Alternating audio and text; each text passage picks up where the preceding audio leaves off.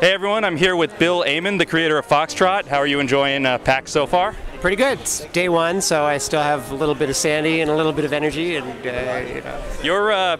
You're a newspaper cartoonist here in what is in many ways a webcomics world. Do you feel like a double agent?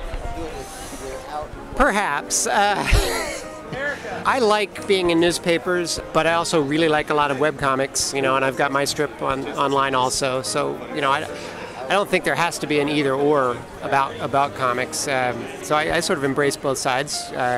Being something of a gamer, something of a geek, these are definitely my kind of people. So it's fun to, you know, come and say hi and you know, sign some books.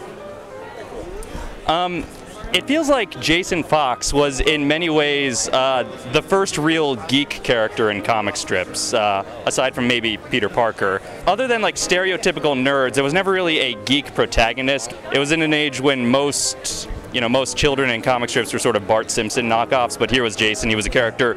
He liked school, he liked math and science and education and sci-fi. Do you think that has influenced a lot of, you know, the webcomics mentalities of today with, you know, people who are geeks identifying with comic strip characters? Do you think you started a genre? I know. I mean, you'd have to ask other cartoonists where they drew their inspiration and all. I mean, I know in my case, Jason was sort of a natural expression of my own inner geek. You know, I was president of my math club as a kid. I was, you know, a physics major in college. I came up with all kinds of dumb money-making little schemes the way Jason does. So he was an expression of an idealized version of Bill Amon, but he was smarter than me and got away with a little bit more than I do. But I can't claim any credit for what others have done, you know. Fair enough. Did you ever have any ideas to bring FoxTrot to other mediums, animation or anything, other than, you know, the Slugman game? Did you ever, did that ever cross your mind? Probably about 10 years ago I looked into it, but Hollywood is such a scary place, you know, at least in terms of animation. Hollywood is such a scary place where you really do have to give up the bulk of control, you know, unless you're a Matt Groening or somebody where you can throw your weight around, and I wasn't ready to do that. FoxTrot, you know, it's this one-man operation, and it's a very personal thing for me, and yes, there might be some money there, but I at least for now, make a good enough living just doing the strip, and the books sell pretty well. So I'd love to, you know, explore things like games and all that, but you know, I'm not eager to add to my workload. So you know, I'm sort of ultimately a prisoner to my laziness.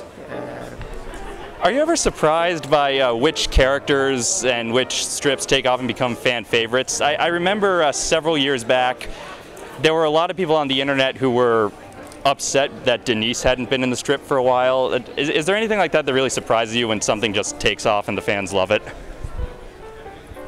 Generally, I have a sense of what strips are going to play better than others. Every now and then, yeah, I'll run into somebody at a party or something, and they'll say, "Oh, I love that strip you did last week," and I'm thinking, "This is one of my weaker strips. What are you talking about?" And maybe they're just being polite. But generally, when I'm writing the strip, I know how readers or how fans will respond. So I can't say I'm caught off guard. In some cases, like sort of I've semi-retired Denise.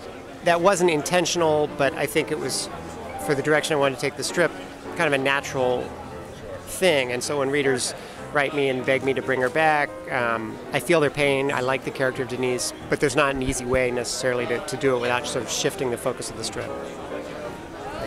Finally, I hate to ask this, but I'll probably be lynched if I don't. What's Bill Watterson like? He's a great guy.